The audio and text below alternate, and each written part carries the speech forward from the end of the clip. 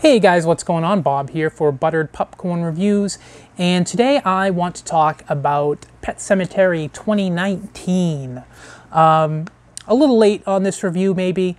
I saw the movie for the first time theatrically, and it did just come out on Blu-ray and DVD and 4K within the last few weeks. But what I'd like to talk about really is how bad the movie is. And I know that that's jumping in, and maybe you're watching this review right now and you've already seen it and you love it and you're shutting it off right now, and cool, whatever you want to do. But let me tell you a little bit about why I feel that way about Pet Sematary. So the original Pet Sematary movie, which I'm wearing the shirt for right now, which is slightly planned but not 100%, is one of my favorite horror movies of all time. Do I think it's perfect? Absolutely not. Do I think it covers the book in the depth? No, of course not, but what movie ever really does? But the original movie was written by Stephen King based on his own story. So in my opinion, if an author is writing the movie, he's leaving out things, or he or she, in this case King, of course, is leaving out things that they feel maybe isn't going to be pertinent to the movie. So in my opinion, having Stephen King write his own screenplay for a movie based on his book is the best we're going to get. Now, I didn't go into the new Pet Sematary with that mindset. I completely avoided the trailers for the new Pet Sematary as much as possible, and the reason for that is I already know the story. It's not going to spoil anything for me by seeing the trailers. Well, it probably would have, because I've watched the trailer since. And it absolutely would have. In fact, the trailer for Pet Sematary 2019 completely spoils the movie in a way that the movie is bad. Now, I don't think that the production is bad. I think it's shot very well, but still, there's a lot of things that don't really work as well. Now, if you're watching this right now, I assume that you've either seen Pet Sematary, the original, or you've seen the new one, or both. Pet Sematary, the story, and the original movie is about a very tight-knit family that suffers an extreme loss, and that's what the story is about. The story is about the loss of a child and the heavy, the heartbreak that goes along with that. And I think that that whole concept is completely lost in Pet Sematary 2019 for a few reasons. For one, the acting in the movie is bad across the board, with the exception of John Lithgow, who plays Judd, who's great in everything. But they don't give him much to go on here, and it doesn't work as well as it does in the original Pet Sematary. But in the family part of it, with the exception of the actress who plays the little girl, and I don't have her name in front of me, who was good, the movie has no tight tone to it. They do a very good job. Mary Lambert, who directed the original, did a very good job with Stephen King's script of making that family in a very short time feel very cohesive and very much a loving family. Again, do I feel like the original was perfect? Absolutely not. But compared to the updated version, which has you just don't get, I did not get as a viewer that this family was even a family. I don't think that the acting pulled it off well enough. I don't think that the story pulled it off, and I never got that feeling that this is a tight-knit family.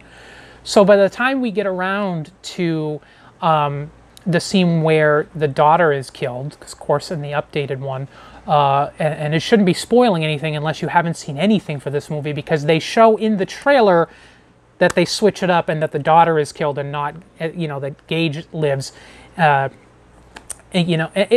that is a big part of why the movie is ruined in the first place.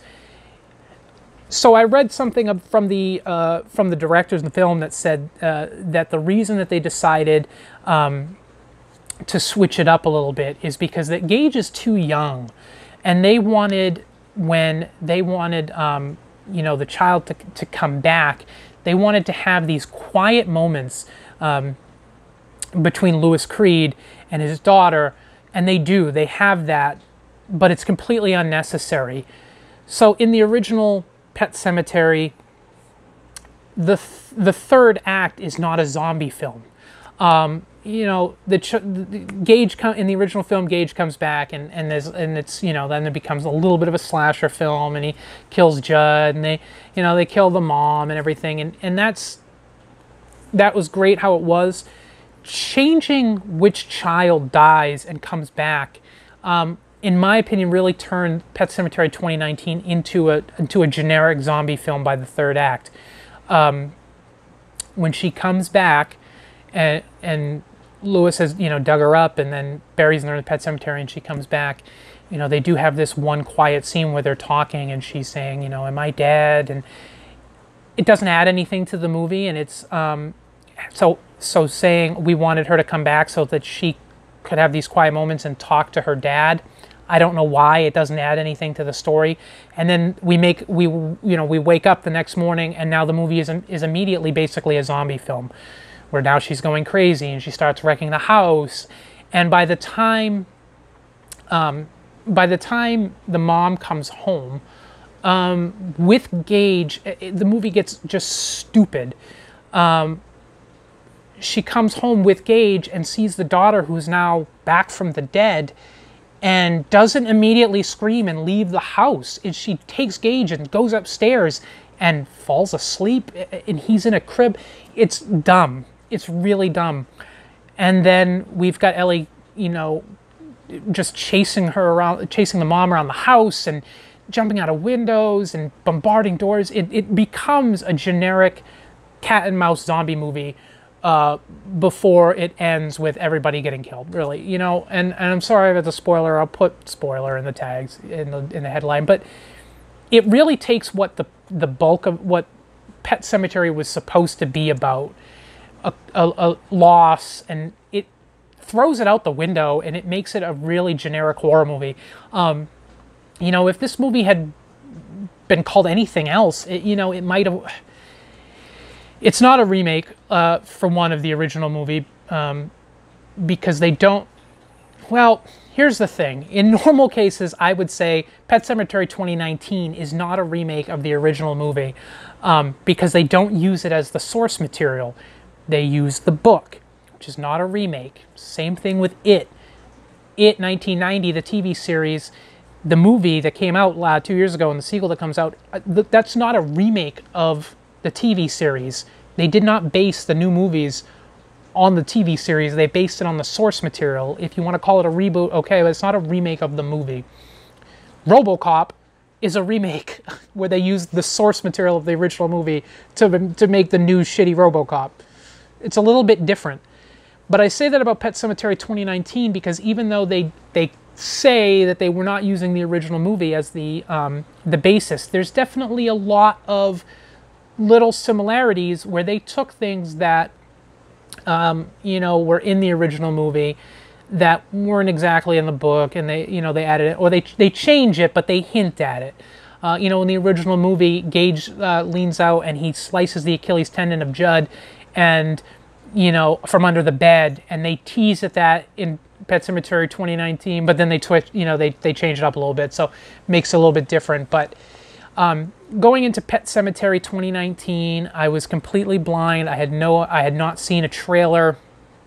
I'd heard a trailer because I went to see a movie in the theater and they had the trailer come up, and I was like, shit, and I started leaving the theater.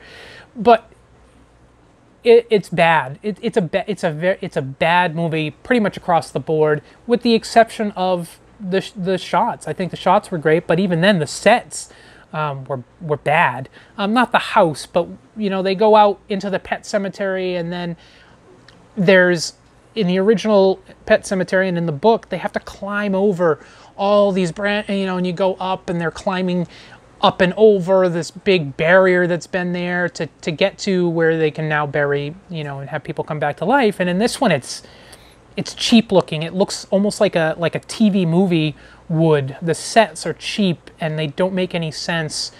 It's just not as good in any way. In my opinion, Zelda in the original Pet Sematary is the only scary thing that I've ever seen in a movie, ever. So the job that they did with Zelda in Pet Sematary 2019 is atrocious. I think that the woman who played Zelda did a pretty good job, but they don't do a very good job of showing anything about it. It's just not good. You know, people always say that they wish they'd show less of something sometimes to make it scarier. Well, in this case, showing less, I think, made it not scary at all. I mean, when I saw Pet Sematary for the first time, and even on repeat viewings now as an adult, Zelda is creepy as shit.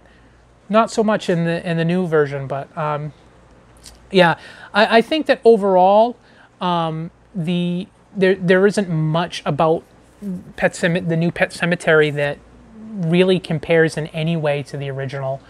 You know, John Lithgow, like I said, is a great actor, and I think he carries that role well, but not really. You know, not as good as the original.